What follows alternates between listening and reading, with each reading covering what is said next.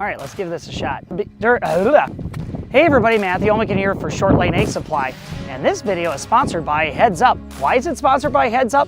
Well, this winter we teamed up with them and came up with a great idea. They said, you know, why don't we do a split trial? And I'm not just talking about a small one, but why not a huge field of a split trial? And that's what we did. We worked with an area farmer here in Clark County, just right on the outskirts of Seed Town, and we filled one half of the planter that had Heads Up added to the seed treatment, and the other one was left as the seed treatment alone. And throughout the season, the differences were really subtle.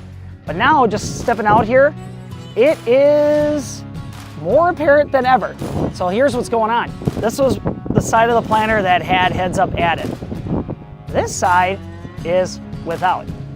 Do you notice the difference? And just to disclose, these are all 09 Xtavio soybeans, so there's no variety difference. But if we take a closer look, just using the eyeball test before we dig deep into it, you can see on this half that had the Heads Up added, this is a sea of green.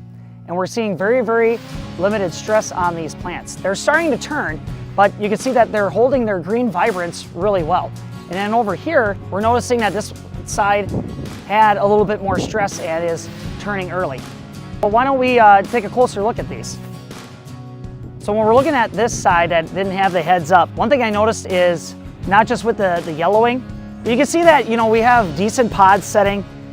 We got some lateral branching, but it doesn't seem quite as robust as we step into this green part. You can see that we have more lateral branching. We're noticing a few more solid pod sets, and we just see less yellowing and less distress on the leaves themselves. It's really interesting to see that we just have more consistent high performance on the beans that had Heads Up added versus the ones that just had the base treatment on here. There is a little bit of white mold discovered in here, but it's only a few plants here and there. But somebody would say like, but Matt, I thought Heads Up is supposed to stop the white mold.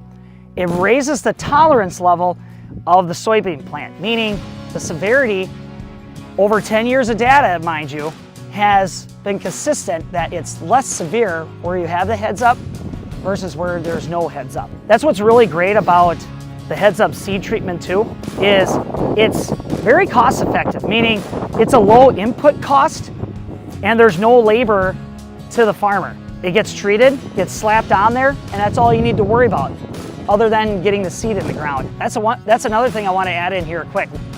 We have been and still are in a really bad drought. Granted, our heavier ground has been producing better stands of crops versus the rest of the state, but we're in a drought nonetheless. So these are not ideal conditions. So what a great way to put this stuff to the test. But yeah.